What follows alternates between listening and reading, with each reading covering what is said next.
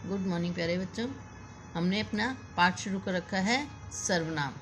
सर्वनाम का मैंने आपको बताया था, जो शब्द संज्ञा के स्थान पर काम आते हैं उन्हें सर्वनाम कहते हैं। सर्वनाम 7 प्रकार के होते हैं। 3 के बारे में तो हम पढ़ चुके हैं, पुरुषवाचक सर्वनाम, निश्चयवाचक सर्वनाम और अनिश्चयवाचक सर्वनाम। आज हम पढ़ना शुरू करते हैं संबंधवाचक सर्वनाम। संबंध आपको पता है क्या होते हैं? 2 चीज़ों का जो आपस में संबंध होता है वो संबंधवाचक कहलाता है।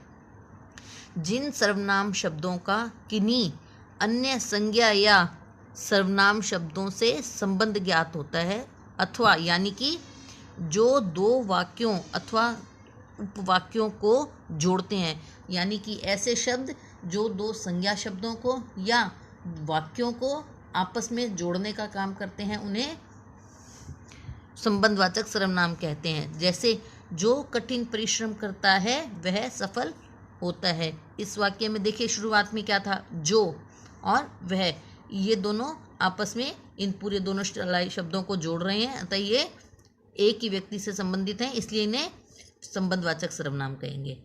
उसके बाद आता है प्रश्नवाचक सर्वनाम।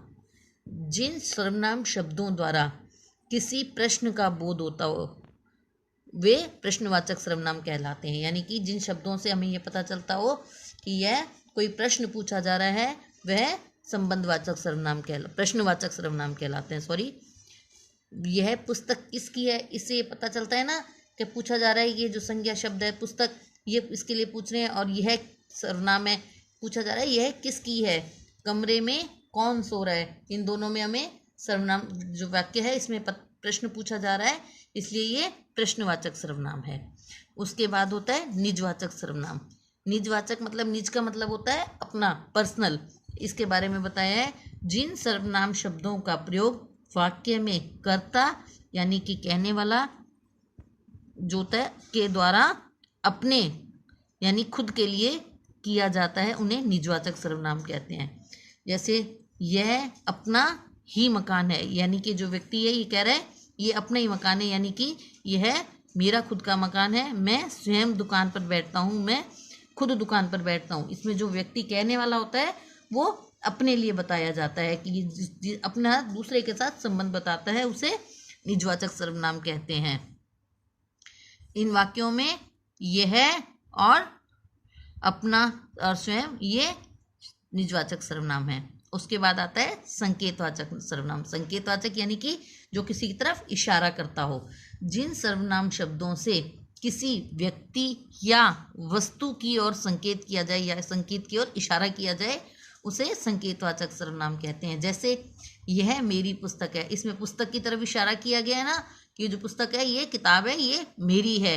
ये आम मीठे हैं और ये जो आम है ये मीठे हैं।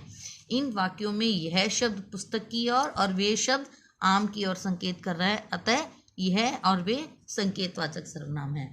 देखिए, मैंने आपको इन सब के बारे में बताया है और मैं उम्मीद करूंगी कि आपको ये समझ में भी आ गए होंगे। संबंधवाचक सर्वनाम यानी कि जो संबंध बताता हो।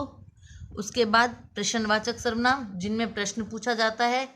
निजवाचक सर्वनाम, जिसमें कर्ता अपने खुद के बारे में बताता है। और उसके बाद संकेतवाचक सर्वनाम, जिन सर्वनाम शब्दों में इशारा, किसी शब्द की चीज़ की तरफ इशारा किया जाता है, वह संकेतवाचक सर्वनाम होते हैं। अपने सर्वनाम पूरे हो गए हैं। अब मैं आपको उम्मीद करूंगी कि जो मैंने कल आपको गृह कार्य दिया था आपने वह भी किया होगा। किन्हीं 3 सर्वनाम के विषय में पूछा था और कल 3 के बारे में मैंने आपको बताया था। आज मैंने आपको बाकी 5 के बारे में बताया है।